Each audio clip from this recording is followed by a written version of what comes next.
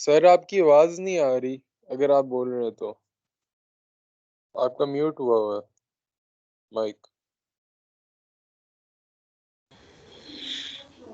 जी अस्सलाम वालेकुम।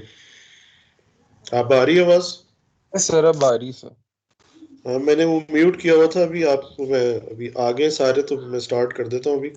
ये स्क्रीन आपको शेयर हो रही है ना, जिसमें साथ साथ मैं ये दिखा रहा हूँ आपको, ये शेल इसका यस टर्मिनल सर। खुला हुआ है। मैं ये लिनक्स के ऊपर ही हूँ इस वक्त, और उस पे मैंने माइक्रोसॉफ्ट टीम इंस्टॉल किया, बड़ी मेहनत की है मैंने आप लोगों के लिए। तो यूबंटू भी मैंने अपग्रेड किया, मेरे पास पुराना था 16 वर्जन, तो मैंने 18 वर्जन पे अपग्रेड किया है। उसमें तकरीबन आधा दिन मेरा लग गया। और फिर अब जो है माइक्रोसॉफ्ट टीम इंस्टॉल किया इसके लिए मैंने इसके ऊपर। तो वो हो नहीं रहा था एक्चुअली। माइक्रोसॉफ्ट टीम जो है कम से कम जो मांग रहा था वो 18 वर्जन मांग रहा था। तो इसलिए फिर सर पहले लिनक्स 18 वर्जन लाया लिनक्स का। हाँ जी। तो फिर ओके ओके। माइक्रोसॉफ्ट टीम को इसके ऊपर लाया मैं, फिर इंस्टॉल किया, फिर उसके बाद जो है ये सारे कुछ अब आपको शो करूंगा साथ साथ, जो है ना अब तक जो हमने चीजें कवर की है ना। जी सर। तो आज हम 2 घंटे के सेशन में तकरीबन समझ लें कि हमारा एक सॉर्ट ऑफ ये प्रैक्टिकल सेशन होगा। कि इसमें अगर आप लोगों के पास यूबंटू है ना इंस्टॉल्ड, तो अगर यस आप सर। लोग अपने लैपटॉप पे खोल लें साथ ही, और साथ साथ आप मेरे आप भी साथ प्रोग्राम बनाएं और साथ उसको कंपाइल करें और उसकी आउटपुट देखें। ठीक है ना? तो आप ओके लोग सर। थोड़ा सा लिनक्स पे जो आपने इंस्टॉल किया है एमएस टीम, तो इसका बैक कंट्रोल आप मतलब कि यहाँ पे इसको कंट्रोल कर सकते हैं इसकी सॉरी, बैक। क्या क्या कह रहे हैं? सर ये जो आप अभी कर रहे थे एसपी लेक्चर्स लिख रहे हैं इसके ऊपर, ये ये इसका टर्मिनल क्या है ना इसका। ये कमांड लाइन इंटरफेस है इसका, ये CLI है। ओके हम लोगों को अब CLI की आदत नहीं रही ना। हमने पहले अगर आप उस पर भी देखें विंडोज के ऊपर, तो विंडोज जी के ऊपर अगर आप रन लिखेंगे तो रन के अंदर वो आ जाएगा। तो वहां पे आप एक टेक्स्ट बॉक्स आता है, उस पर आप लिखेंगे CMD कमांड, तो कमांड लाइन सर। इंटरफेस आ जाता है उसका। तो नॉर्मली हम उस पर काम नहीं करते, हम तो ग्राफिकल यूजर इंटरफेस पे ही काम करते हैं। ठीक है ना? क्योंकि हमें जाहिर सी बात है कि प्रोग्राम बनाने हैं, उनको कंपाइल करना है खुद से मैनुअली। हमारे पास कोई इंटीग्रेटेड डेवलपमेंट एनवायरनमेंट नहीं है जो हम इसमें यूज करेंगे सी के लिए। कमांड लाइन से ही हम एक एडिटर खोलेंगे, उसमें प्रोग्राम लिखेंगे, उसकी एक सी फाइल बनाएंगे, उसको कंपाइल करेंगे और रन करेंगे। ठीक है ना? ठीक है सर। तो अब पहला जो हमने स्टार्ट लिया था ना, सबसे पहले वो आपने स्टार्ट लिया था बेसिकली ना कमांड लाइन आर्गुमेंट्स से। ठीक है? तो मैं एक टर्मिनल में वो चला लेता हूँ एडिटर, और दूसरे टर्मिनल से फिर मैं इसको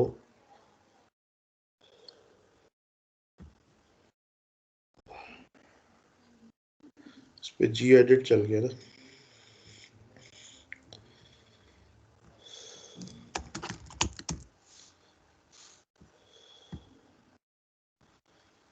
ठीक है ना? यहाँ से मैं इसको, यहाँ से हम कंपाइल वगैरह कर लेंगे, उधर से प्रोग्राम लिख लेंगे और यहाँ से कंपाइल कर लेंगे। दो टर्मिनल खुल गया हमारे पास।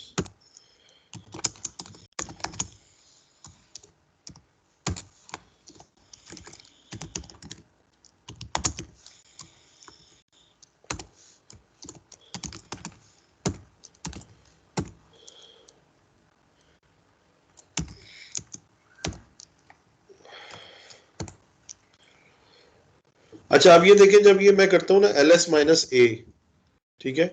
तो LS-A से क्या होता है बेसिकली कि ये इसमें डॉट एक दिखा रहा है और एक डबल डॉट दिखा रहा है। इसका क्या मतलब होता है पता है आपको?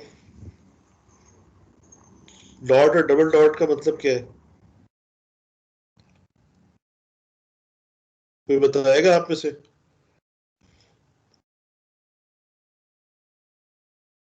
देखिए, डॉट जो है फॉरवर्ड।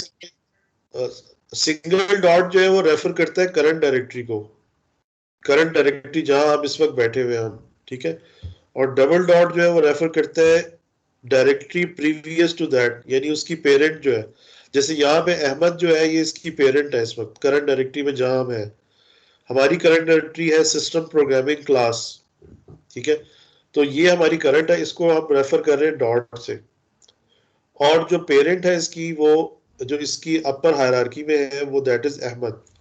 तो अगर मैं करता हूँ ना, देखिए CD, CD change directory, CD से क्या बनता है चेंज डायरेक्टरी, और मैं करता हूँ डबल डॉट, तो ये कहाँ पे चला जाएगा, ठीक है, ये अहमद में आ गया, ठीक है ना।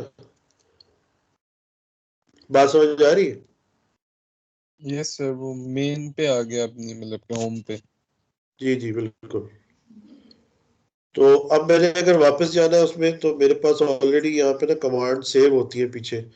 अब ये जो अप एरो की होती है ना, इससे मैं वापस लेके आ सकता हूँ जो मैंने पहले से कमांड टाइप की हुई है ना, वो इसके बफर में मौजूद होंगी। तो वो मुझे अपर अपर एरो की से या लोअर एरो की जो है उससे मिल जाती है। तो वो मैं एंटर करूंगा, वापस उसी डायरेक्टरी में आ जाऊंगा, राइट। अच्छा जी, अब जो है मैं एडिटर मैंने खोला हुआ है, एडिटर में जाता हूँ। और यहाँ पे सबसे पहले मैं एक प्रोग्राम लिखने लगा छोटा सा, जिसमें मैं कमांड लाइन आर्गुमेंट को प्रिंट करवाऊंगा, ठीक है। तो इंक्लूड कर लेते हैं हमने। अब इसमें जो काम करना है वो आईओ का हमारा काम इसमें होगा। तो एसटीडी जो स्टैंडर्ड आईओ लाइब्रेरी है उसको हम इंक्लूड करवा लेते हैं उसकी हेडर फाइल को, ठीक है जी। उसके बाद यहाँ पे एक इंटीजर ले लेते हैं, ठीक है। फॉर लूप एक लगा लेते हैं जिसमें i is equal to 0, i is less than, अच्छा सॉरी, पहले मेन तो बना ले हम, मेन फंक्शन से स्टार्ट लेंगे ना। Int main argc character pointer argv, और ये एरे आ गई,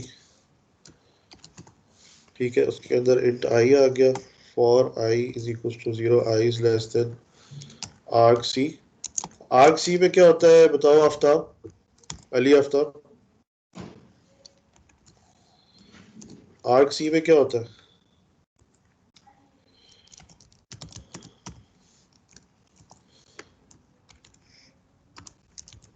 पता है, याद है कुछ? आर्ग सी एनवायरनमेंट वेरिएबल है ना, इसमें क्या होता है आर्ग सी के अंदर?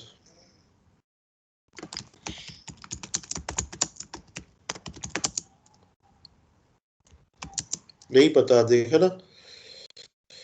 तो आप लोग तो बिल्कुल जिसे कहते हैं ना, कुछ भी नहीं पढ़ रहे हो आप, पता नहीं क्या कर क्या रहे हो, सो रहे हो सारा दिन।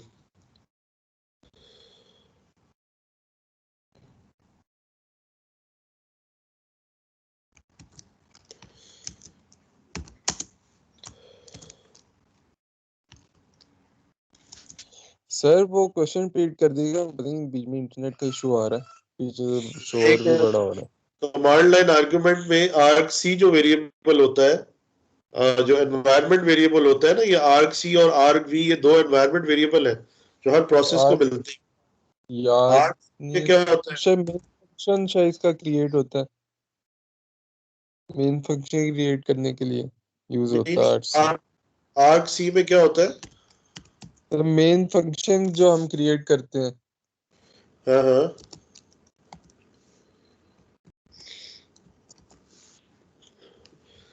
ये देखो, ये हाँ मैंने एक लाइन लिखी है, फॉर लूप लगाया है। फॉर लूप लगा के मैंने ये एक प्रिंट टाइप स्टेटमेंट लिखी है। इसका मुझे मतलब बता दो, इसका क्या मतलब है?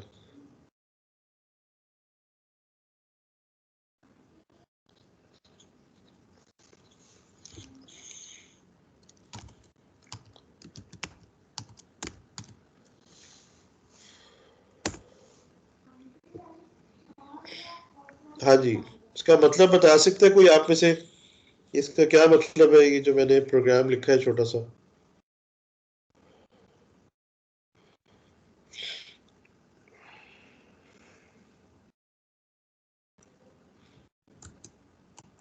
जी,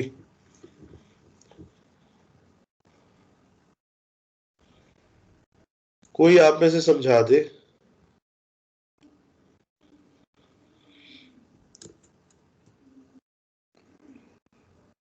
जी, रोल नंबर 004, आप बताएं जी।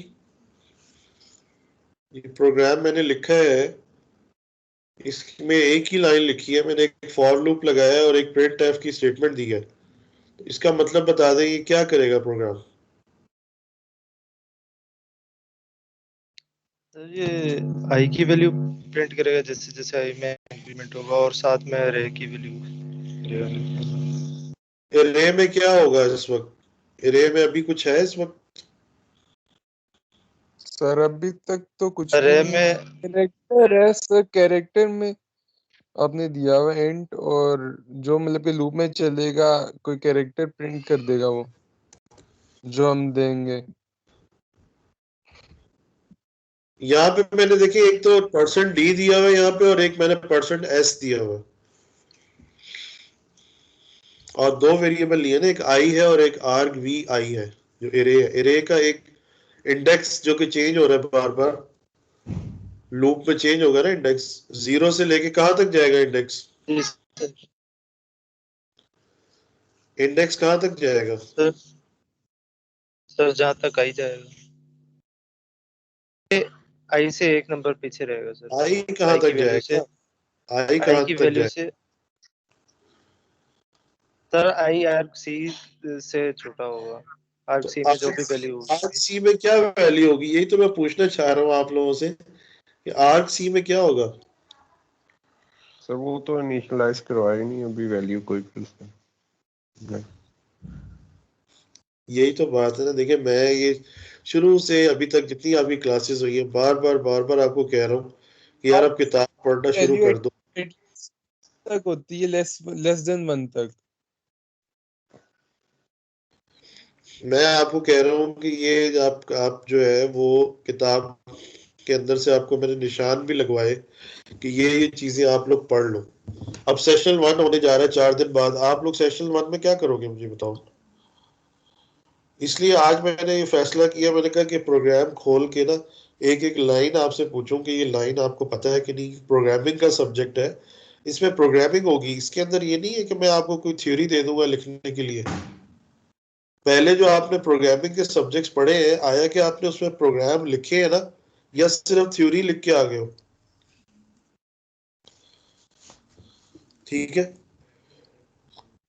तो अब ये आर्क सी और आर्क वी का क्या मतलब होता है? बेसिकली आर्क सी जो होता है, जो डेमोन्स्ट्रेशन हम इसमें क्या करने जा रहे हैं, इस प्रोग्राम में हम ये करने जा रहे हैं, डेमोन्स्ट्रेट करने जा रहे हैं, to demonstrate the values of command line arguments. ये कमांड लाइन आर्ग्यूमेंट्स क्या होते हैं? What are command line arguments?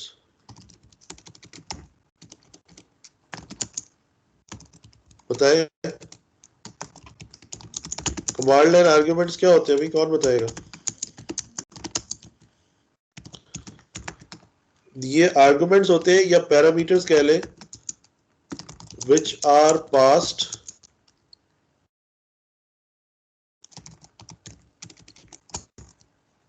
on the execution of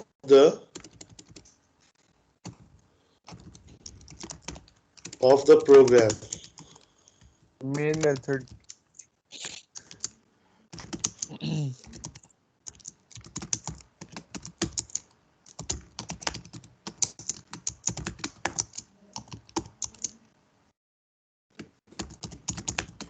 ये मैंने लिखा है, जरा ये कोई पढ़ के सुना दे, मैंने क्या लिखा है? The command line arguments are the arguments or parameters which are passed upon the execution of the program with the program name itself included as first and arguments. CMD arguments. हाँ तो जी, CMD में sir मतलब कि sir जो एक तो वही graphical interface है, हाँ, एक हमारे पास CMD है, तो हम CMD में जो आर्गुमेंट्स देते हैं तो सर वो इनको कमांड लाइन आर्गुमेंट कहते हैं। हाँ। तो अब ये है कि आर्क सी है, आर्क सी में क्या होगा? RC की सर जो वैल्यू होती है वो एटलीस्ट 1 होती है। हाँ वो तो वैल्यू उसकी 1 होती है, आपकी बात सही है, लेकिन वो वैल्यू 1 क्यों होती है? सॉरी, ये जो है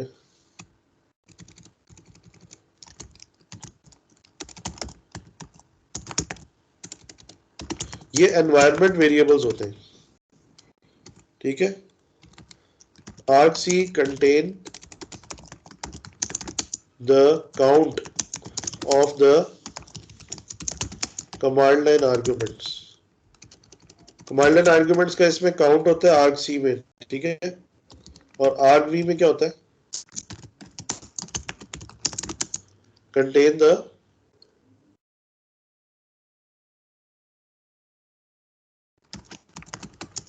values of command line argument as string, जहाँ पे एक्सेस मिलती है इसको। ठीक है ना। इसमें क्या होती है? स्ट्रिंग्स होते हैं, वैल्यूज होती है। पॉइंटर्स सर होते हैं। अब समझ आ गई? याद आ गया? Yes. अब ये देखो ना, ये प्रोग्राम मैंने सेव कर दिया। अब मैं जाके इसको कंपाइल करता हूँ। यहाँ पे मेरे पास आ गया होगा, यहाँ पे मैं चेक करता हूँ ls-l करके, ये प्रोग्राम मेरे पास आ गया, cmd argc .c फाइल, ये मेरे पास आ गई, ठीक है। इसको मैं कंपाइल करता हूँ, जीसीसी कंपाइलर है, gcc-o, ये आप लोगों ने लैब की होगी इसकी, उसमें कंपाइलेशन की होगी, लैब के अंदर की थी ना? जीसीसी से वो gcc- sudo apt इंस्टॉल, अच्छा लाइब्रेरीज इंस्टॉल की थी जीसीसी की। यस सर, ये कंपाइल करने वाली की है। अच्छा, अब ये जो है ये gcc-o में क्या करते हैं, इसमें पहले एग्जीक्यूटेबल फाइल का नाम लिखते हैं, जो जिस नाम से मैंने एग्जीक्यूटेबल बनानी है, और फिर मैं उसको सोर्स फाइल का नाम दूंगा। सोर्स फाइल मेरी है cmd-argc.c, और एग्जीक्यूटेबल मैं इसी नाम से बनाना चाह रहा हूँ विदाउट एक्सटेंशन, cmd-arg, ठीक है ना। वैसे जो बनाई जाती है एग्जीक्यूटेबल ना, वो डॉट आउट के नाम से बनाई जाती है। आपने शायद देखा हो लिनक्स में इस तरह की कन्वेंशन यूज होती है कि जो एग्जीक्यूटेबल फाइल है ना, वो डॉट आउट उसका एक्सटेंशन रख दिया जाता है ताकि कोई कंफ्यूजन ना रहे। तो हम भी इसका एक्सटेंशन एग्जीक्यूटेबल फाइल का डॉट आउट रख देते हैं, ठीक है। तो अब यहाँ देखिए, इसने कंपाइल कर दिया, इसने कोई एरर नहीं दिया हमें। ls-l, ये देखें cmd-argc.out आ गई है यहाँ, ठीक है। अब बाय डिफॉल्ट क्या होता है कि जो डॉट आउट फाइल होती है ना, उसे पता है, ये लिनक्स ऑपरेटिंग सिस्टम को पता है कि ये एग्जीक्यूटेबल फाइल है। तो यहाँ पे देखिए वो इसके राइट्स जो है देखें कि खुद ब खुद रख रहा है। यहाँ पे को एग्जीक्यूटेबल के राइट्स दे रहा है, ग्रुप को एग्जीक्यूटेबल और रीड के दे रहा है, और ओनर जो है, जो कि मैं खुद ओनर हूँ, तो मुझे वो रीड राइट एग्जीक्यूट सारे राइट मुझे मेरे पास है, ठीक है ना। बात समझ आ रही है? अच्छा, उससे पहले भी दो लगी हुई, एक यहाँ पे एक आर है इसमें, और एक ये इस डैश खाली छोड़ा हुआ है, इसको हम बाद में डिस्कस करेंगे। बेसिकली रीड राइट एग्जीक्यूट, आप इसको अभी फोकस करें। रीड राइट एग्जीक्यूट ये ओनर का है, फिर रीड राइट, अब राइट नहीं है इसमें, ग्रुप को राइट का इसने परमिशन नहीं दी, ठीक है। ये ग्रुप इसके ऊपर राइट नहीं कर सकता। फिर अदर्स को रीड की परमिशन दी है, राइट की नहीं दी, और एग्जीक्यूट की दी है। और ग्रुप को भी रीड और एग्जीक्यूट की परमिशन दी है। ये एक्स का मतलब होता है एग्जीक्यूट, ठीक है ना, ये चीज आपको बताई हुई। तो इसकी परमिशन सेट है, अगर परमिशन सेट ना होती तो फिर हमें इसको परमिशन देनी पड़ती। परमिशन हम देते हैं इसको एग्जीक्यूट करने के लिए, अब ये एग्जीक्यूट होने के लिए इसको परमिशन की जरूरत नहीं है। अगर हमें देनी पड़ती तो हम chmod से इसको परमिशन देते। एक कमांड होती है chmod। अब chmod में अगर मैं दे दूं ना सारे 777, तो इसको पूरी परमिशन मिल जाएगी, फुल परमिशन, cmd argc.out, इसको मैं दे दूं अगर फुल परमिशन, तो ये देखें यहाँ पे अब ये देखिए सारी परमिशन मिल गई है इसको, सी RWX सारे मिल गए। एक्चुअली ये क्या है, 777 का मतलब क्या है, ये जो बिट्स होती है ना इसकी, कि ये 1010 है, यानी ये R 111 आ गया, ये भी 111 आ गया, ये भी 111। तो बाइनरी में इसको कन्वर्ट करें डेसिमल में तो 777 बनता है। ठीक है, तो मैंने इसको फुल दे दी permission, just to show you कि मतलब परमिशंस कैसे दी जाती है। अदरवाइज अगर आपने इसको लिमिटेड देनी है तो फिर आप इसको इस तरह से दे देंगे, फॉर एग्जांपल के अभी जो दी हुई थी वो दी हुई थी 555। अच्छा, मुझे ओनर को पूरी है परमिशन और अदर्स को 55 है। सो chmod 755 cmd arg c dot out. तो ये परमिशन अब देखें ls-l करता हूं मैं, तो अब परमिशन वही दोबारा आ गई जो पहले थी, कि मुझे मैं पूरी परमिशन है रीड राइट एग्जीक्यूट, यानी मुझे 7 पूरा है और बाकी ये 101 है और 101 यानी 55 है। ठीक हो गया। अब मैं इसको एग्जीक्यूट करता हूं, cmd arg c dot out. तो ये देखें जरा ये क्या प्रिंट कर रहा है।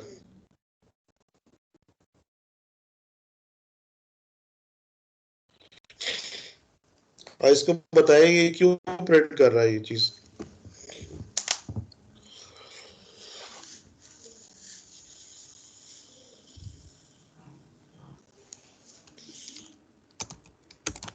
जी,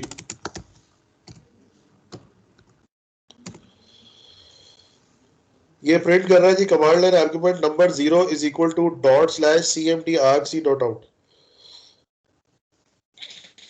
अच्छा, पहले तो मैं आपको ये बता दूं कि ये डॉट स्लैश आएगा। अगर मैं सिंपली यहाँ पे लिखता हूँ, ये फाइल यहाँ मौजूद है, मैं सिंपली लिखता हूँ cmd arg c dot out, तो ये कहता है कि कमांड नॉट फाउंड। तो ये देखिए ये कह देता है कमांड नॉट फाउंड, हालांकि यहाँ पे ls-l करता हूँ मैं, ये cmd arg c dot out यहाँ पड़ी हुई है, लेकिन मैं इसको एग्जीक्यूट करने जा रहा हूँ ना जब cmd arg c dot out, तो ये कह देता है कमांड नॉट। क्यों कहता है कमांड नॉट फाउंड, बताएंगे कोई?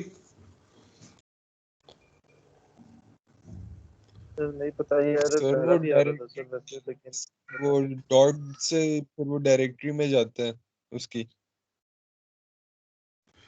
देखिए वो असल में ना, जब मैं ये कहता हूँ ना तो ये समझता है कि ये कोई सिस्टम कमांड है। देखिए सिस्टम कमांड बाकी सारी देखिए विदाउट एनी पाथ ये एग्जीक्यूट होती है ना, ls एग्जीक्यूट हो रही है, cd चल रही है, ठीक है, ये सारी कमांड चल रही है ना, इनको मुझे डॉट स्लैश तो नहीं देना पड़ रहा, या देना पड़ रहा है। ये क्योंकि क्यों चल रही है, इसलिए कि ये इनका पाथ सेट हुआ हुआ ऑलरेडी, ये बिन के फोल्डर में पड़ी हुई है। ये सारी कमांड जो मैं आपको दिखाता हूं अभी, cd dot slash cd double slash double dot cd double dot, ठीक है, ये मैं होम पे आ गया हूं इस वक्त। होम से मैं अब रूट पे आ गया हूं। अब रूट पे मैं देखिए ls करता हूं, ls में देखिए यहाँ एक बिन का फोल्डर है, ठीक है, बिन के फोल्डर में मैं इस वक्त रूट में बैठा हूँ। रूट में मुझे कैसे पता चला मैं रूट में हूँ, देखिए इससे ऊपर मैं नहीं जा सकता, ये रूट के ऊपर ही मैं रहूंगा। अब जितनी दफा मैं डबल डॉट करूंगा मैं यहाँ नहीं जा सकता, क्योंकि ls-a करूंगा मैं, ठीक है, तो इससे ऊपर वाली डायरेक्टरी में मैं नहीं जा पा रहा क्योंकि मैं रूट पे आ गया हूँ। रूट का क्या मतलब होता है, जहां पे सिंपल सिंगल स्लैश आ जाता है वो रूट है। अब देखिए उससे अगला होम था, होम से अगला अहमद था, अहमद से अगली डायरेक्टरी थी सिस्टम प्रोग्रामिंग क्लास, ठीक है ना। अब यहाँ पे बिन का फोल्डर है, मैं बिन पे जाता हूँ और यहाँ पे मैं ls-l करता हूँ। अब देखिए ये सारी कमांड यहाँ पड़ी हुई है। कौन कौन सी पड़ी हुई है कमांड, देखिए ls की कमांड यहाँ है, इसको हम ढूंढते हैं यहाँ पे, जो हम बार बार ls लिख रहे हैं, ls क्या मौजूद है, ये देखिए ls मौजूद है यहाँ पे, ये देखिए ये नजर आ रही है ls आपको, मौजूद है ना ls, ठीक है। तो ये सारी यहाँ मौजूद होती है बिन के फोल्डर में। ये ls कमांड्स, ये जो है ये सारी सिस्टम कमांड्स है। तो हम जो एक प्रोग्राम लिख रहे हैं अभी, वो हमारा चूंकि सिस्टम कमांड नहीं है, इसलिए उसके लिए हमें पाथ देना पड़ता है। आ रही बात समझ में? और पाथ हमें देना पड़ता है करंट डायरेक्टरी का।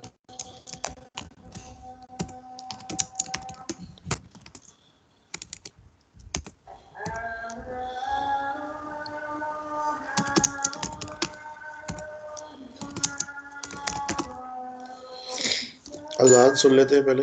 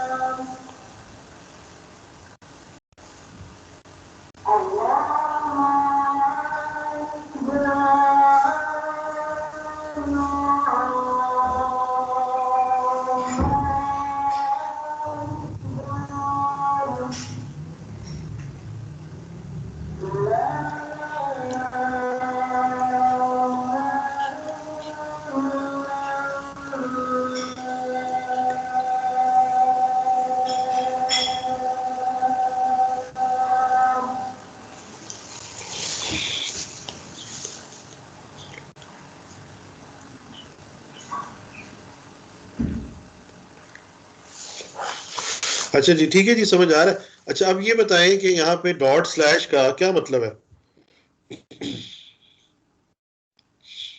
तो उसके साथ पाथ में जाता है, पाथ क्रिएट होता है, मतलब कि जिस पाथ पे हमारी ये CMD ये फाइल पड़ी हुई है जो आपने। जी जी, तो ये रेफर किसको कर रहा है? डॉट स्लैश किस पाथ को रेफर कर रहा है?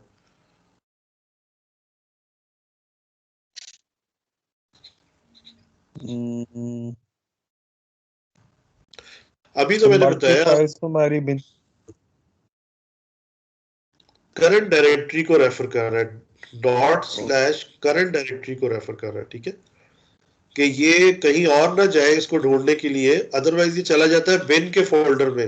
आप देखते हैं, ये देखें थोड़ा सा टाइम लगाता है पहले ये देखें, मैं लिखूंगा ना अगर बगैर पाथ के, तो ये थोड़ा सा टाइम लगाएगा, ये बिन के फोल्डर को पूरा चेक करेगा जाके। बिन अब में नहीं चूंकि है ये। ये इसके कैशे कैशे में पहले से पड़ी हुई है, क्योंकि इसको पता है कि ये नहीं मिली थी, ये इन्फॉर्मेशन इसके पास पड़ी हुई है कि हम बार बार उसको चेक कर रहे हैं, तो इसलिए फौरी तौर पे अब दे देता है ये कि ये कमांड नॉट फाउंड। लेकिन यहाँ पे हम जब डॉट स्लैश इसको देते हैं, तो ये चूंकि करंट डायरेक्टरी में पड़ी हुई है, तो यहाँ से इसको मिल जाती है और ये इसको एग्जीक्यूट कर देता है, ठीक है ना। अब एग्जीक्यूट करके जो ये प्रिंट कर रहा है मैसेज, वो मैसेज आप मुझे बताएं कि ये मैसेज क्यों प्रिंट हो रहा है? ये command line argument number 0 is equal to dot slash, ये क्या चीज है? ये हमने जो प्रोग्राम लिखा था, तो हमने उसके अंदर ये लिखा था ना, प्रिंट एफ के अंदर। मैं यहाँ पे खोल देता हूँ आपको वो एडिटर, यहाँ देखिए हमने ये लिखा था, यहाँ पे लिखा था ना।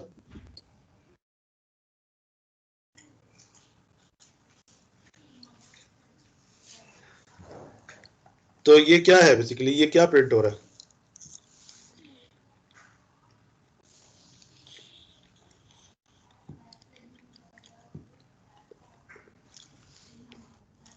तो हमारी कमांड लाइन आर्गुमेंट प्रिंट हो रही है इसमें। जी, तो कमांड लाइन आर्गुमेंट में क्या है आपके पास इस वक्त जो प्रिंट हो रहा है? सर जो हमने फाइल दी हुई है CMD की, एक मिनट सर, बस एक मिनट में दिक्कत आता है।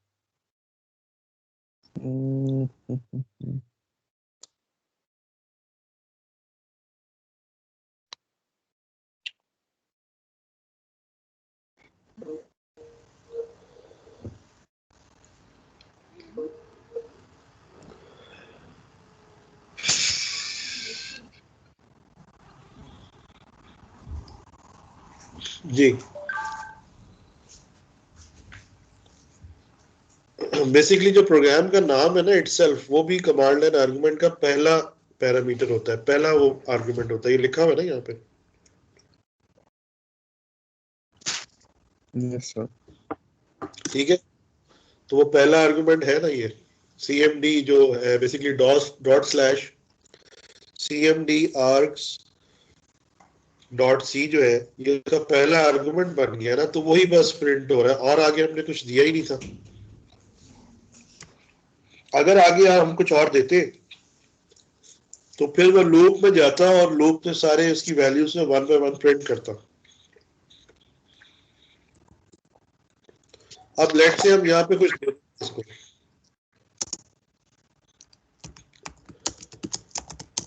जैसे हमने 3 आर्गुमेंट दे दिए, अब देखें क्या रहा। देखे आपने,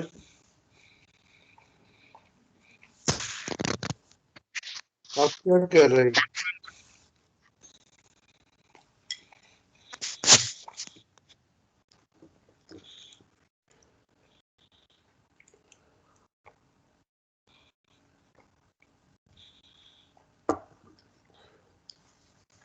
समझ आ रहा है? सही है, जरा दोबारा बता दें ये सर कमांड लाइन आर्गुमेंट दिया।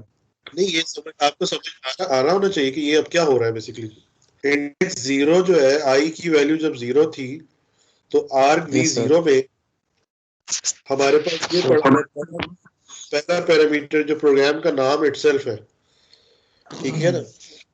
Yes sir.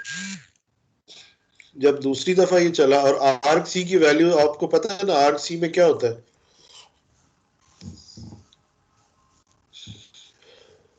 आर्ग सी में क्या होता है?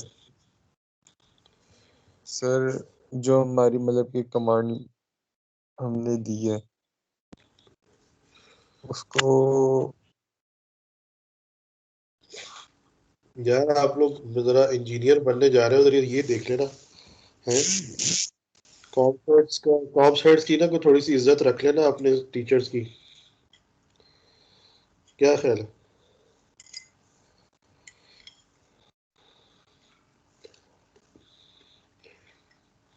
ये लिखा भी हुआ है, सामने लिखा हुआ है ना, पढ़ लो उसको, क्या लिखा हुआ है।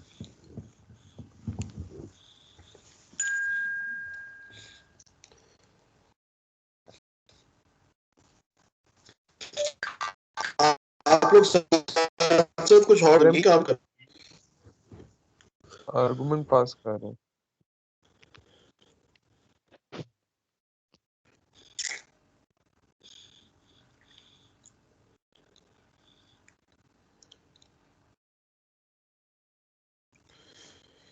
अच्छा चले, इसको ना देखिएगा आप लोग, ठीक है ना। अब इस तरह से मैं अब इतना टाइम वेट नहीं कर सकता। बालक ये मैंने आपको चला के दिखाया है कि इससे क्या हो रहा है, बेसिकली क्या डेमोन्स्ट्रेट हो रहा है। कमांड लाइन आर्गुमेंट्स की वैल्यू ये प्रिंट कर रहा है, राइट। अच्छा जी, उसके बाद जो है अब नेक्स्ट की तरफ चलते हैं, जो हमने पढ़ा था कि फोर्किंग, प्रोसेस क्रिएशन, ठीक है ना। तो प्रोसेस क्रिएशन की तरफ चलते हैं कि उसमें हमने प्रोसेस क्रिएट करना किस तरह से सीखा था कि आप फोर्किंग से आप प्रोसेस क्रिएट कर सकते हैं। फोर्क की कमांड, फोर्क की जो सिस्टम कॉल है, ठीक है ना, सिस्टम कॉल है फोर्क, और उसके लिए हमें एक और हेडर फाइल इंक्लूड करानी पड़ेगी। इंक्लूड करा लेते हैं यहाँ पे। ये नजर आ रहा है आप लोगों को? मैं टाइप कर रहा हूँ, यस नजर आ सर। अच्छा, यहाँ पे इंट चाइल्ड प्रोसेस आईडी, ठीक है, और यहाँ पे हम child process ID is equals to fork करवा लेते हैं इधर, ठीक है, और यहाँ पे एक प्रिंट एफ की स्टेटमेंट दे देते हैं जिसमें हम कहते हैं कि जी प्रोसेस आईडी प्रिंट हो जाए पहले, process ID is equals to %d आ जाएगा, और पेरेंट प्रोसेस आईडी प्रिंट हो जाए, parent process ID is equal to %d, और चाइल्ड प्रोसेस आईडी ये भी प्रिंट हो जाए साथ %d, ठीक है जी। और यहाँ पे हम एक न्यू लाइन दे देते हैं और यहाँ पे हम कहते हैं प्रोसेस आईडी के लिए क्या होता है फंक्शन गेट पी आईडी, उसके बाद पेरेंट प्रोसेस के लिए क्या होता है गेट पी आईडी, और फिर एक वेरिएबल हमने जो लिया हुआ है चाइल्ड पी आईडी का उसकी वैल्यू प्रिंट कराते हैं क्योंकि चाइल्ड प्रोसेस आईडी इसमें सेव हो रहा है, ठीक है ना। तो ये 3 वेरिएबल्स जो है हमने यहाँ पे लिख दी, इसको सेव एज करा लेते हैं क्योंकि उसका नाम हमने चेंज किया हुआ है। यहाँ पे हम लिख देते हैं इसका कि फोर्किंग एग्जाम्पल डॉट सी फाइल, ठीक है जी। ये सेव कर दिया हमने, जाके उधर टर्मिनल में इसको कंपाइल कर लेते हैं, पहले देख लेते हैं यहाँ पे आ गई ये, हाँ जी ये आ गई है forking example dot c, GCC -o forking example ही नाम देना चाह रहे हैं डॉट आउट, और फोर्किंग एग्जाम्पल डॉट सी फाइल इसकी सोर्स फाइल है, ये इसकी एग्जीक्यूटेबल है डॉट आउट, और एंटर कर देते हैं। ये कंपाइल हो गई है विदाउट एरर, कोई एरर नहीं दिया इसने, और राइट्स भी इसने दे दी है उसको परमिशंस। यहाँ से हम इसको एग्जीक्यूट करवाते हैं फोर्किंग एग्जाम्पल डॉट आउट। अब देखिए जरा ये जो आउटपुट आ रही है इसको जरा मुझे एक्सप्लेन कर दे कि ये क्या शो कर रही है आउटपुट। यहाँ पे पहले मैं इसको क्लियर करवा देता हूँ, चले अब बताएं जी, कौन एक्सप्लेन करेगा आप में से इसको। रोल नंबर 102 आप बता सकते हैं, रोल नंबर 94 आप बताएं कि जो आउटपुट आ रही है इसका क्या मकसद है, ये क्या शो कर रही है आउटपुट, इससे क्या हमें कोई इंफॉर्मेशन मिल रही है हमें यहाँ से, आपस में इन दो लाइंस का कोई कनेक्शन है आपस में, और हमने 4 किया था तो ये 2 दफा क्यों आ रही है ये स्टेटमेंट, एक दफा आनी चाहिए थी, हमने कोई लूप तो नहीं लगाया हुआ, ये 2 दफा स्टेटमेंट क्यों आई है।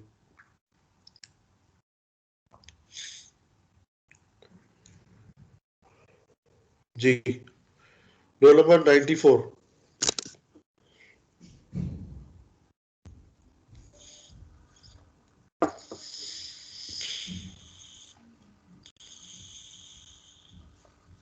जी बताएंगे।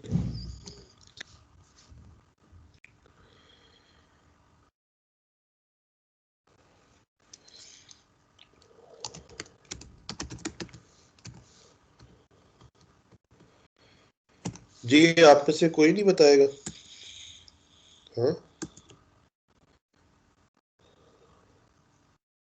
सर इसका काम ये है कि जहाँ पे हमारा वो मतलब कि ब्रेक हुआ है वहाँ पे हमारा मतलब कि नया जब प्रोसेस बना है तो जो पिछला वाला प्रोसेस था वो हमारा पेरेंट बन गया है, और जो अगला प्रोसेस जो हमारा स्टार्ट हुआ वो आगे चाइल्ड से स्टार्ट हुआ, और उसको फिर नई प्रोसेस आईडी दी उसने। ये लग रहा है मुझे तो दोबारा हाँ एक बार बताएं, बताइए। अली आफ्ताब दोबारा बताएं। सर हमारा प्रोसेस हमने क्रिएट की है ना, जहाँ पे हमें प्रोसेस आईडी हमारी 767 7625 है। तो फोर्किंग का सर ये प्रोसेस है जहाँ पे हमारा प्रोसेस ब्रेक हुआ है, तो वो हमारा पेरेंट प्रोसेस बन गया और उस आगे जो प्रोसेस क्रिएट वो चाइल्ड प्रोसेस में है। Process ID 76226।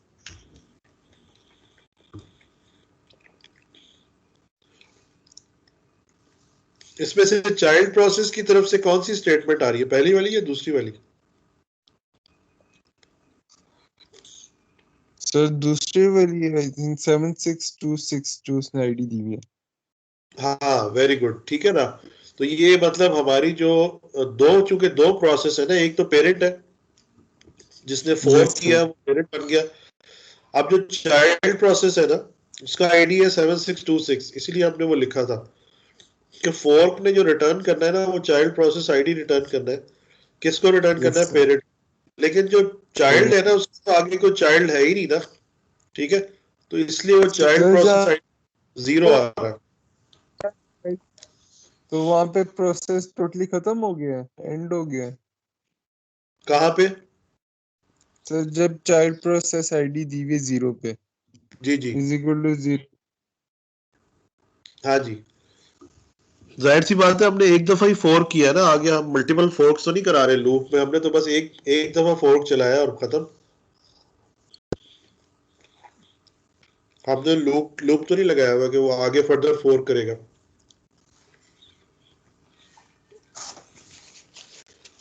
क्या ख्याल है? ये सर समझ आ गई ये चीज।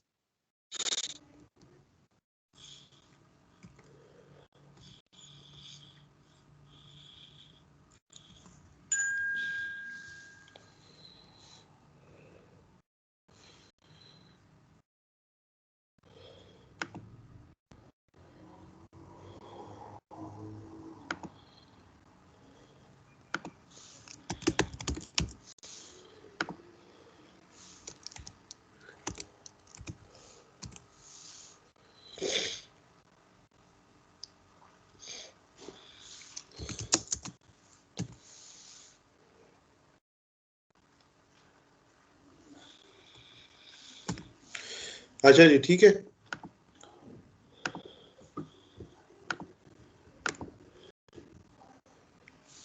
ओके, तो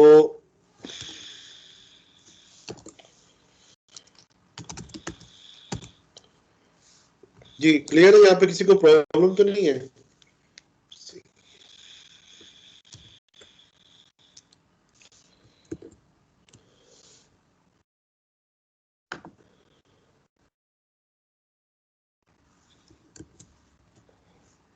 आगे चले। यहाँ पे किसी को कंफ्यूजन है कि फोर्किंग के हवाले से? ये दो प्रोसेस बन गए थे, हर प्रोसेस ने अपनी स्टेटमेंट दी है।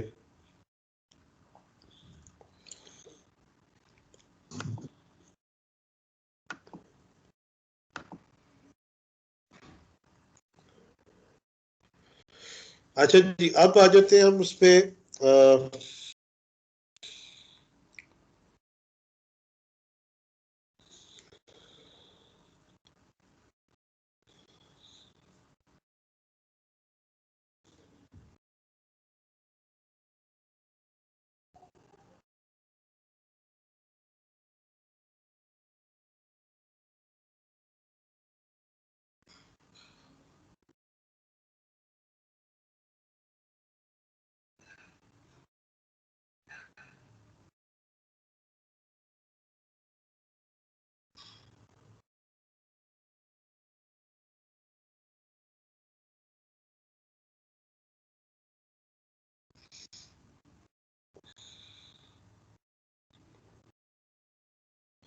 अच्छा जी, यहाँ पे देखिएगा। अब इसके अंदर फर्दर हमने जो किया था ना, एक तो हमने इसमें वेट का किया था, ठीक है। वेट में क्या होता है? वेट के अंदर बेसिकली क्या होता है कि चाइल्ड जब तक टर्मिनेट नहीं होता, पेरेंट जो है वो उसका वेट करेगा, राइट। और पेरेंट ही वेट करता है, चाइल्ड तो वेट करता नहीं है। सिर्फ पेरेंट ही इसकी कॉल एग्जीक्यूट करता है और ब्लॉक रहता है जब तक के चाइल्ड टर्मिनेट नहीं होगा, ठीक है ना। तो यहाँ पे हम एक छोटी सी स्टेटमेंट एक हमने लगाई है वेट की सिस्टम कॉल, और अब इसको हम सेव करके ना दोबारा एग्जीक्यूट करके किसी और नाम से, लाइक हम कहते हैं जी वेट फोर्किंग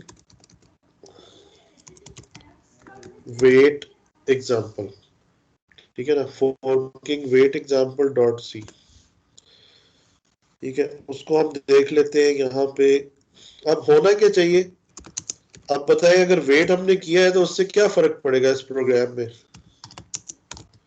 कि पेरेंट वेट करेगा, ठीक है, और चाइल्ड जो है पहले अपनी स्टेटमेंट देगा, चाइल्ड पहले अपनी स्टेटमेंट देगा, यानी कि वो पहले टर्मिनेट होगा, और पेरेंट की स्टेटमेंट बाद में आनी चाहिए उसूली तौर पे, ठीक है ना, ऐसे ही होना चाहिए कि नहीं।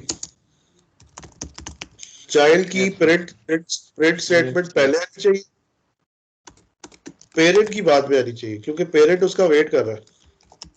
अब ये चीज हम देख लेते हैं।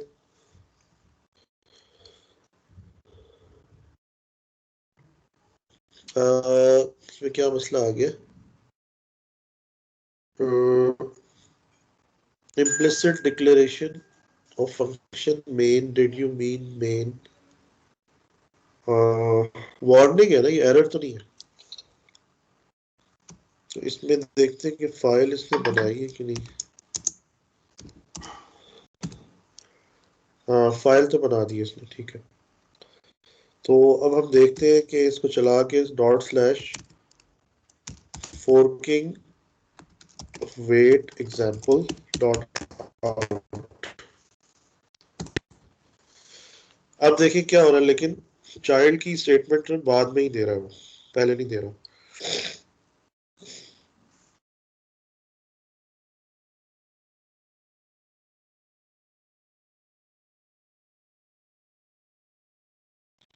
जो है वो क्या है,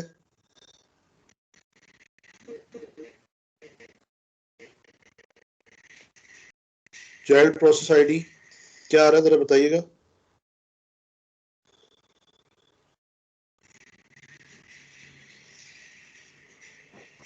7884.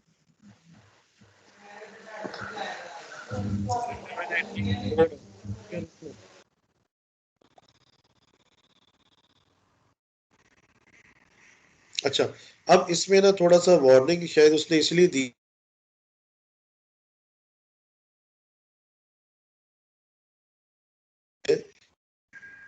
तो अब उसमें देखते हैं जो बुक है इसकी, उसमें जो वेट था, वेट के अंदर एक हमने जो पहले पढ़ा था उसमें एक प्रोग्राम जिसके अंदर वो नल पास करता है उसके अंदर, ठीक है ना। उसमें एक आर्गुमेंट था नल का, और वो एक वाइल लूप लगा के उसको वेट करवा रहा था, ठीक है। तो हम देखते हैं यहाँ पे कि ये वेट का यहाँ जो पहला प्रोग्राम था,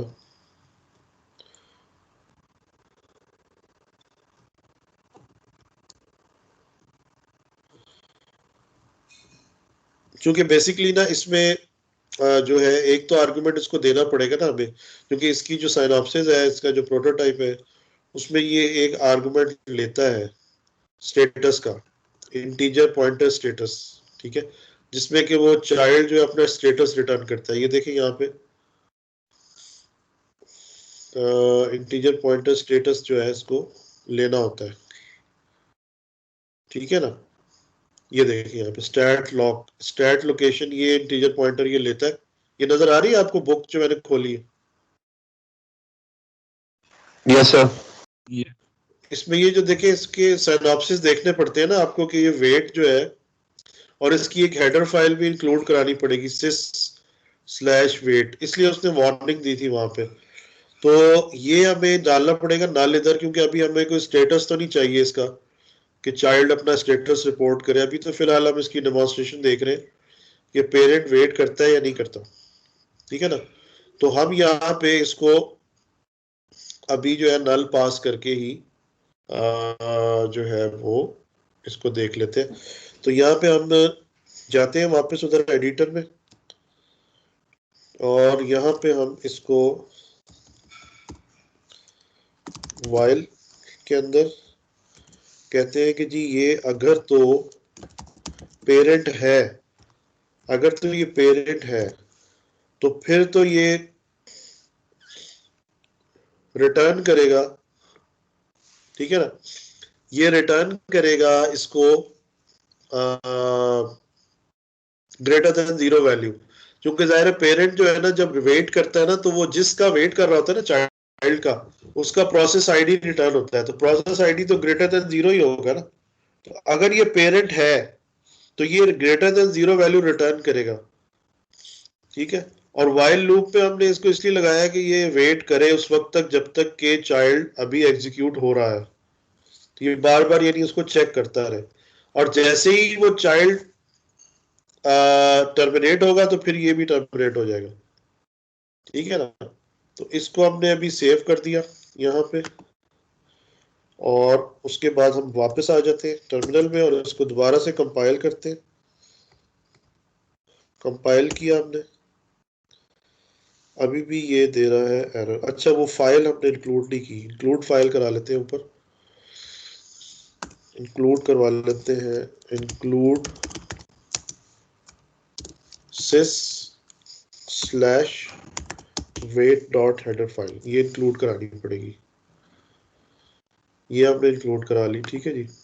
तो अब वापस चलते हैं उधर टर्मिनल में, टर्मिनल से इसको दोबारा एग्जीक्यूट करते हैं। देखिए अब इसने कोई वार्निंग नहीं दी, एग्जीक्यूट हो कंपाइल कर दिया इसने। कंपाइलेशन में देख लेते हैं, इसने जो है वो डॉट आउट फाइल बना दी है इसकी, तो डॉट आउट फाइल इसने बना दी है और इसके उसने राइट्स भी दे दिए, ठीक है। तो हम यहाँ पे इसको अब यहाँ से हम इसको एग्जीक्यूट कर लेते हैं 4K एग्जाम वेट एग्जाम्पल को, ठीक है। अब चला लेते हैं, हाँ लेकिन अभी भी इसने असल में बाद में ही इसको दिया। असल में ये देखे, ये जो होता है ना, इट ऑल डिपेंड्स के ये बफर्ड स्ट्रीम हम यूज कर रहे हैं कि नॉन बफर्ड यूज कर रहे हैं, ठीक है ना। तो बफर्ड नॉन बफर्ड के अंदर ये प्रॉब्लम आ जाती है कि ये इसमें आगे पीछे हो जाती है स्टेटमेंट्स। तो अगर हम इसमें जो स्ट्रीम है ना इसमें वो यूज करेंगे नॉन बफर्ड, ठीक है, जो कि फास्ट स्ट्रीम होती है। नॉन बफर्ड जो होती है ना फास्ट होती है, वो जस्ट सीधा के सीधा उसके ऊपर कंसोल के ऊपर राइट करती है, ठीक है ना। तो वो हम stdr एक होती है स्ट्रीम होती है, और उसके लिए हमें फंक्शन भी जो यूज करना पड़ेगा वो fprintf का यूज करना पड़ेगा,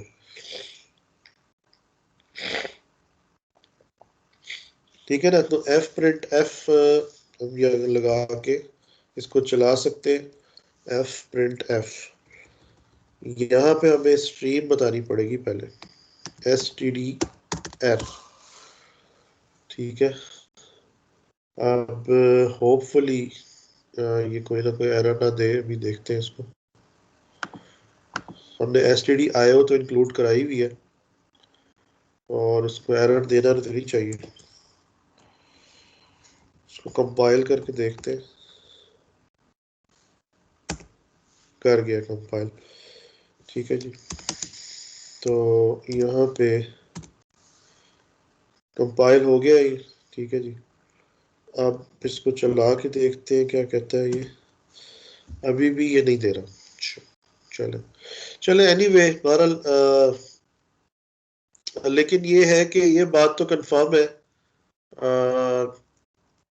कि ये यहाँ पे इंश्योर कर रहा है कि चाइल्ड प्रोसेस जो है वो पहले टर्मिनेट हो रहा है, उसके बाद ही पेरेंट हो रहा है। बिकॉज के अदरवाइज क्या होता है कि अगर बहुत सारे चाइल्ड हम बनाए ना, अगर यहाँ लूप लगा ले, ठीक है, जैसा स्टेटमेंट तो वही चल रही है जो पिछले में चल रही थी, तो प्रोग्राम तो वैसे ही असल में चलेगा। वेट का तब भी लगेगा सर, तब जहाँ पे हमारे पास कोई बड़ी लूप में कोई हाँ चेंजेस आ बिल्कुल, रही हो। मैं यही आपसे कहना चाह रहा हूँ, क्योंकि हमारे पास एक ही प्रोसेस बना हुआ है अभी, child process. Child okay process जब हम ज्यादा बनाएंगे ना, फिर हमें with wait and without wait इसको चला के देखेंगे तो उसमें फर्क नजर आएगा। अगर हम विदाउट वेट इसको चलाएंगे तो हम देखेंगे कि उसमें सिस्टम प्रोसेस एक आएगा जिसका मैंने आपको बताया था, प्रोसेस आईडी उसका 1 होता है, वो इनिट प्रोसेस होता है जो कि ज़ॉम्बी प्रोसेसेस को उसकी मेमोरी मैनेजमेंट करता है। ज़ॉम्बी प्रोसेसेस वही होते हैं ना कि जिनका पेरेंट जो है जो कि बेसिकली ज़ॉम्बी प्रोसेस वो होते हैं कि जो कि मेमोरी में पड़े रहते हैं, हालांकि वो टर्मिनेट हो चुके होते हैं लेकिन वो मेमोरी ऑक्यूपाई कर रहे होते हैं, ठीक है ना, उनकी मेमोरी जो है फ्री नहीं होती। तो ज़ॉम्बी प्रोसेस जो है, इनिट प्रोसेस जो है बनने नहीं देता, जिसका पेरेंट पहले डाई आउट हो जाता है, इनिट प्रोसेस जो है वो उसको उसको मैनेज कर लेता है उसकी मेमोरी को। तो यहाँ पे ज्यादा अगर हम बनाए लूप लगा के तो फिर ही पॉसिबल है। हम यहाँ पे देख लेते हैं लूप लगा के इसको, या फोर्किंग में अगर हम लूप लगा लें, यहाँ पे हमने पहले जो लूप लगाया था बेसिकली हमारे पास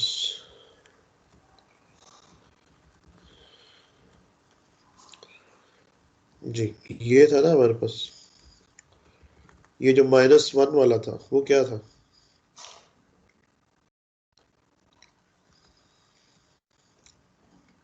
जी ये था ना हमारे पास के for I is equals to is less than equal to 0, ठीक है, और उसमें हम ब्रेक करवा रहे थे इसको, ऐसे ही था, ठीक है। तो इसको हम ले जाते हैं उधर और हम कहते हैं यहाँ पे कि ठीक है, इसको हम अभी निकाल देते हैं यहाँ से, और n की वैल्यू की जगह पे लेट से हम कह देते हैं यहाँ पे 5 प्रोसेस क्रिएट करवा देते हैं, ठीक है, राइट। तो इसको हम एग्जीक्यूट अपना सेव कर लेते हैं, सेव करके इसको यहाँ पे कंपाइल करते हैं पहले। यहाँ पे क्या आ गया मसला, आई की वैल्यू कह रहा है कि फर्स्ट यूज आ रही है, अच्छा आई की वैल्यू हमने चूंकि ऊपर डिक्लेयर नहीं किया ना आई, वो हम डिक्लेयर कर लेते हैं, यानी कि चाइल्ड PID के साथ इसके एक आई वेरिएबल भी ले लेते हैं, ठीक है। दोबारा आते हैं यहाँ पे, इसको कंपाइल करते हैं, कंपाइल हो गया ये, ls-l किया, आ गई ये फाइल डॉट आउट, अब इसको एग्जीक्यूट कर लेते हैं। अब देखिए यहाँ पे आपको कुछ शायद समझ में आ रही होगी, लेकिन इसमें देखिए अब चूंकि आपने वेट करवाया हुआ है ना इसको, तो इसलिए वो सिस्टम प्रोसेस इसमें नजर नहीं आ रहा, वो इनिट प्रोसेस 1 आईडी वाला नजर नहीं आ रहा, ठीक है।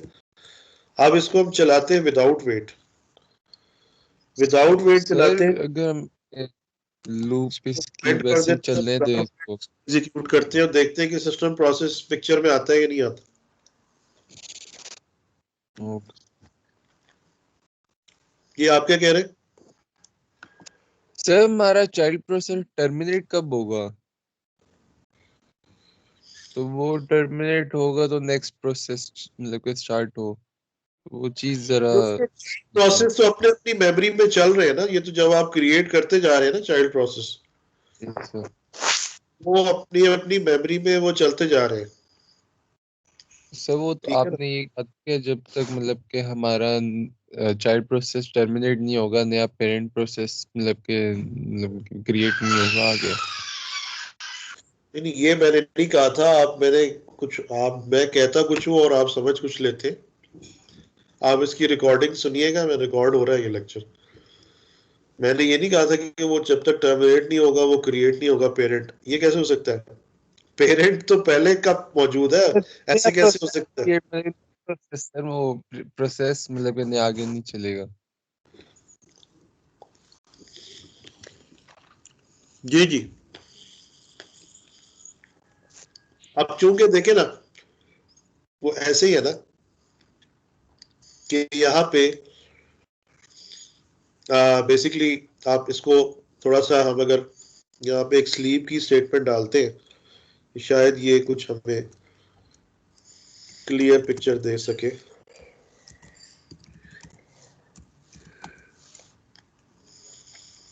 यहाँ पे हम वेट करवाते हैं। पहले तो हम यहाँ पे देखते हैं ना कि ये वो हमें सिस्टम प्रोसेस जो है वो इनिट प्रोसेस जिसका प्रोसेस आईडी 1 होता है वो हमें मिलता है या नहीं मिलता। अब हमने यहाँ ना वेट करवाया अभी ना स्लीप किया इसको, ठीक है। तो अब कंपाइल करते हैं दोबारा और इसको चलाते हैं। तो अब देखिए यहाँ पे या तो ये पिछली फाइल उठा के लाया जा रहा है, इसको मैं रिमूव करते हैं फाइल को। Forking wait example dot out, इसको रिमूव करते हैं पहले। रिमूव किया इसको और इसको कंपाइल किया और इसको चलाया।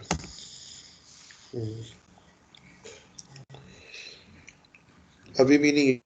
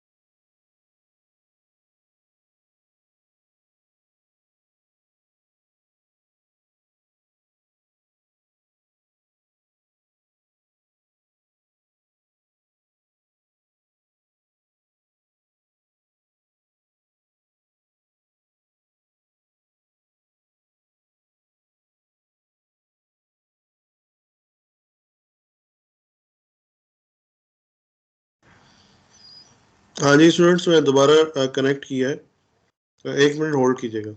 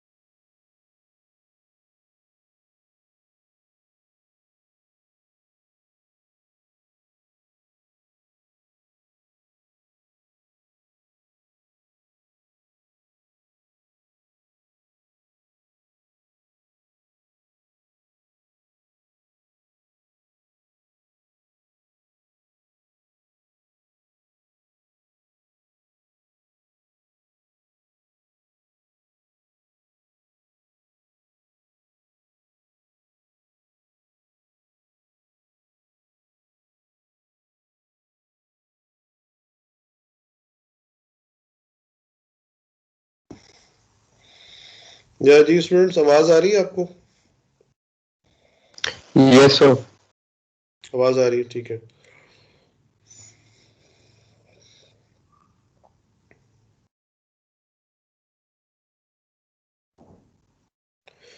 अच्छा, एक उसके बाद हमने ये जो वेट का किया था, इसको वेट को जरा फिर देख लीजिएगा, इसके प्रोग्राम्स वगैरह जो हैं, जो रिलेटेड एक्सरसाइजेज हैं बुक में, वो भी देख लीजिएगा, ठीक है। उसके बाद एक हमने किया था इसमें वेट के बाद एग्जिक का, कि आपने कोई भी कमांड जो है, जो सिस्टम कमांड्स हैं, वो आपने एग्जीक्यूट करवानी हो अपने प्रोग्राम के अंदर से, ठीक है, तो वो आप करवा सकते हैं, ठीक है। तो बिन का जो बिन बेसिकली इसका जो बिन का फोल्डर होता है ना, बिन की डायरेक्टरी होती है जो, जहाँ पे सारी सिस्टम फाइल्स पड़ी होती हैं, तो वहां से ये अगर आपने चलानी, या कहीं से भी आप उसका पाथ दें, आप किसी भी फाइल का जो एग्जीक्यूटेबल फाइल है, तो आप उसको रन कर सकते हैं, ठीक है ना। तो ये एग्जिक का अगर हम जैसे एग्जांपल है यहाँ पे, फॉर एग्जांपल ये जो प्रोग्राम बना हुआ है, ठीक है ना, इसी प्रोग्राम को हम लेते हैं, ठीक है, और इसको हम एग्जीक्यूट करवाते हैं,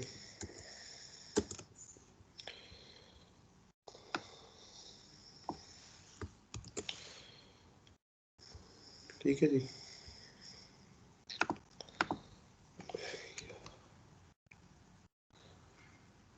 std io, std lib, uni std और sys wait,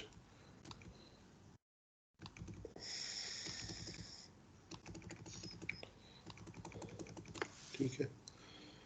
तो इसको ये फाइल्स को इंक्लूड करवा लेते हैं, ठीक है। यहाँ पे इसने इंट मेन वॉइड कर दिया, क्योंकि यह कमांड लाइन आर्गुमेंट का कोई काम नहीं था, इसलिए यहाँ पे वो लिए ही नहीं, आर्ग सी और आर्ग वी जो है ना, उनको यहाँ कंसिडर नहीं किया।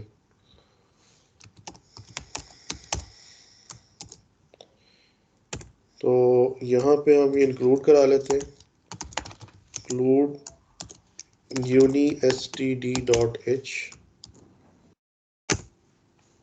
इंक्लूड करा लेते हैं stdlib.h फाइल, इंक्लूड करा लेते हैं यहाँ पे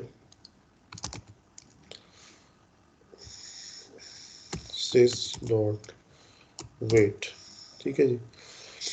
अच्छा आप देखें इसमें इस प्रोग्राम में क्या हो रहा है। इस प्रोग्राम में ये हो रहा है कि जी एक चाइल्ड क्रिएट हो रहा है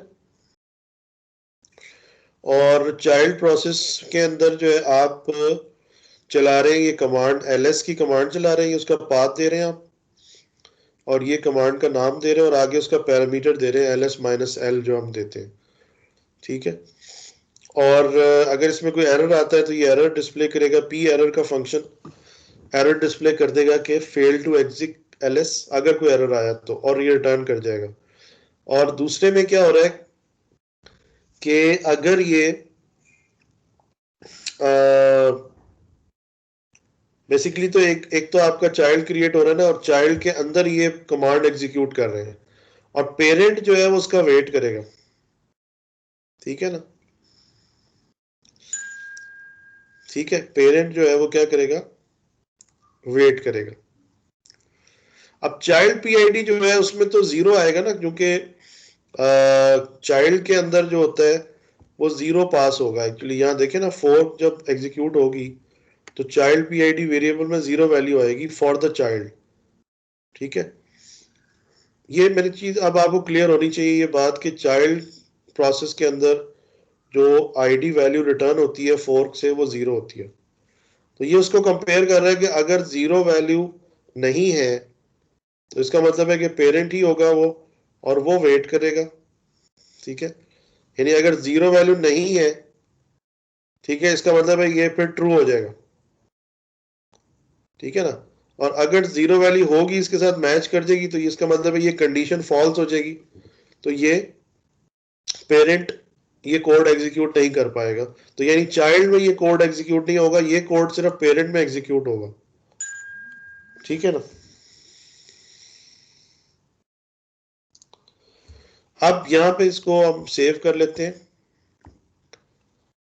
सेव हम कर लेते हैं इसको एग्जिक के नाम से, फोर्किंग वेट और एग्जिक। इसमें फोर्क भी चल रही है, इसमें वेट भी हो रहा है, और इसके अंदर एग्जिक की कमांड भी एग्जीक्यूट हो रही है। ठीक है ना, तीनों चीजें आ गई इसमें अंदर। तो ये प्रोग्राम बड़ा इंपॉर्टेंट है, ये देखें ये प्रोग्राम, इसमें तीनों चीजें कवर हो रही हैं। तो इस तरह एग्जाम पॉइंट ऑफ व्यू से ना ऐसी चीजें बड़ी इंपॉर्टेंट होती हैं जिसमें ज्यादा कवर अप हो जाए, चीजें ज्यादा कॉन्सेप्ट कवर हो जाए। ठीक है, तो इन चीजों को जरा आप अच्छे तरीके से देखा करें, इसकी ना अच्छी तरह प्रिपरेशन कर लिया करें। ओके, तो अब हम आ जाते हैं जी इस पे टर्मिनल पे, इसको अब एग्जीक्यूट, इसको कंपाइल करते हैं। फोर्किंग वेट एग्जिट हमारे पास आ गया। इसने कहीं और सेव कर दिया, इसको कहाँ पे सेव कर दिया इसने,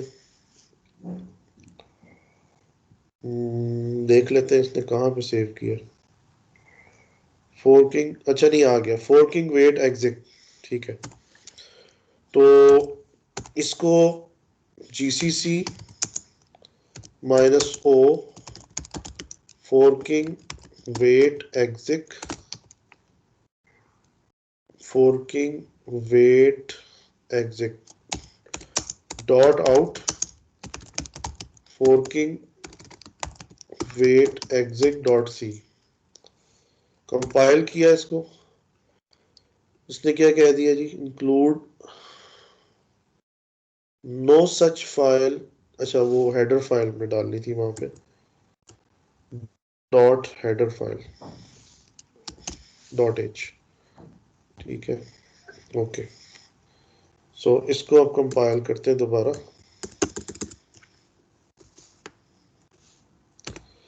कंपाइल हो गया ये। ठीक है जी, इसके बाद इसको रन कर लेते हैं। Forking wait exit dot out. तो ये देखिए इसने ls की कमांड हमारे उसके अंदर से, प्रोग्राम के अंदर से हमने चलाई थी, जिसने सक्सेसफुली एग्जीक्यूट कर दी है। ठीक है, और कहाँ से एग्जीक्यूट हो रही है, चाइल्ड के अंदर से हो रही है। ठीक है ना, और ये हम स्टेटमेंट यहाँ एक प्रिंट करा भी सकते हैं ऊपर, यहाँ पे हम ये लिख भी सकते हैं यहाँ पे कि प्रिंट एफ, यहाँ पे हम कह सकते हैं कि I am the child process, I am the child process, और ये चाइल्ड प्रोसेस के अंदर से ये स्टेटमेंट आ रही है, ठीक है जी। और इधर जो है वो हम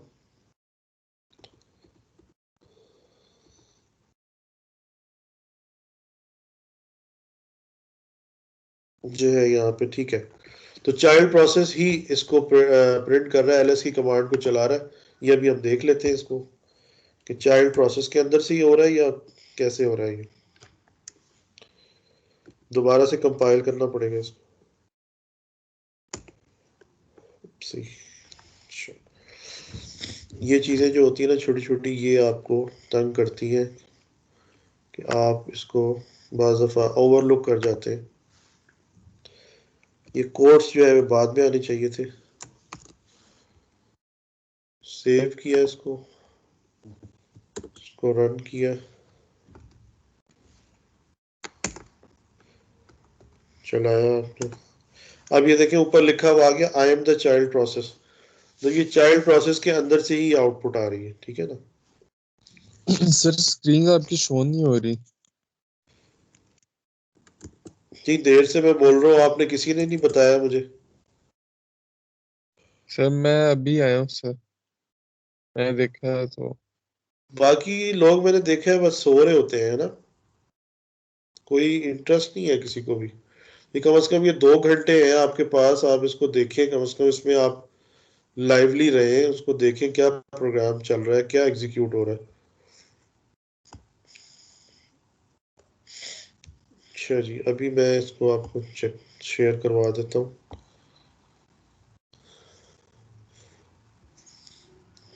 ठीक है, अब नजर आ रहा है? Yes sir. ठीक है, तो हमने क्या किया था, हमने एक्चुअली एक प्रोग्राम बनाया है जिसमें हमने फोर्क भी लगाया है और हमने exec कमांड चलाई है, exec l। उसके अंदर से exec l basically system call है, उसके अंदर एक ls की कमांड रन की है हमने। उसका पाथ दिया है कि बिन के फोल्डर में ये है, उस कमांड का नाम दिया, उसका आगे पैरामीटर पास किया, ठीक है, और इसको एग्जीक्यूट किया। ठीक हो गया। अच्छा, ये हो गया, यहाँ तक इसका रिवीजन हो गया। अब हमने जाना है आईओ की तरफ। फाइल आईओ भी हम कर चुके हैं कवर, ठीक है। तो ये जो सारे प्रोग्राम्स मैंने आज आपसे डिस्कस किए हैं, इनको ज़रा आप, ये वीडियो रिकॉर्ड हुई है ना इसकी लेक्चर की, इसको दोबारा देखिएगा, इसको वीडियो को, ठीक है। और इसमें देखिएगा, और चीज़ें कल जो हमारी ऑनलाइन क्लास है उसमें फिर फाइल आईओ को हम डिस्कस करेंगे डिटेल में, और फिर ये हमारा कोर्स कंप्लीट हो जाएगा S1 के लिए, ठीक है ना। और फिर S1 को भी कल डिस्कस कर लेंगे कि उसका पैटर्न क्या होगा, ठीक है। Okay, okay sir. यहाँ पे मैं फिर एंड कर रहा हूँ। कोई सवाल है किसी का, कोई पूछना चाहता है तो पूछ ले।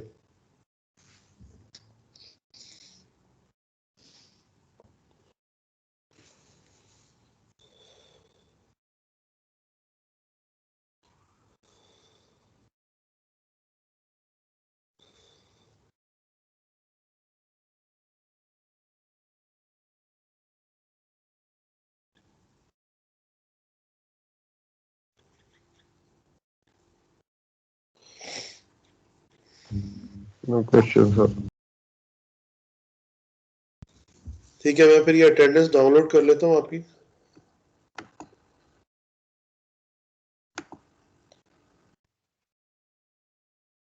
सर अटेंडेंस में डाउनलोड कर लेता हूँ। 6 लोग हैं अभी इस वक्त।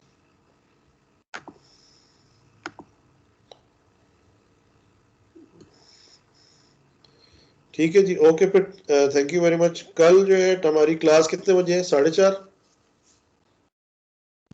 Yes sir, 4:30। तो फिर टाइम पे आप लोग काइंडली जरा टाइम पे आ जाया करें, ठीक है ना। और कल का ओके लेक्चर सर। बहुत इंपॉर्टेंट है, उसमें मिस नहीं करना, बड़ा इंटरेस्टिंग भी है। कि फाइल आईओ, उसमें हम देखेंगे फाइल क्रिएट करेंगे रन टाइम पे, फाइल से फाइल के अंदर डेटा हम राइट करेंगे, फाइल से डेटा रीड करेंगे, कीबोर्ड से डेटा रीड करके फाइल पे राइट करेंगे। इस तरह से डिफरेंट कल हमने देखनी है चीजें, ठीक है ना। तो कल वाली क्लास बहुत इम्पोर्टेंट है। और साथ साथ आप लोग, मैं कह रहा हूँ कि ये यूबंटो इंस्टॉल कर लें और इसके ऊपर आप काम करना शुरू करें, तो फिर ही आपको कुछ समझ लगेगी इस कोर्स की, वरना आपके समझ से ये बाहर होता जाएगा कोर्स।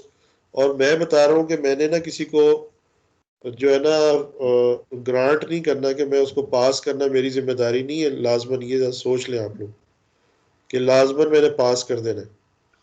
यदि आप लोगों का 10वां सेमेस्टर है तो इस वजह से मैं पास कर दूंगा। यहाँ पे लोग 12वें तक भी जाते हैं, 12वें सेमेस्टर तक भी जाते हैं, ये भी सोच लीजिएगा। तो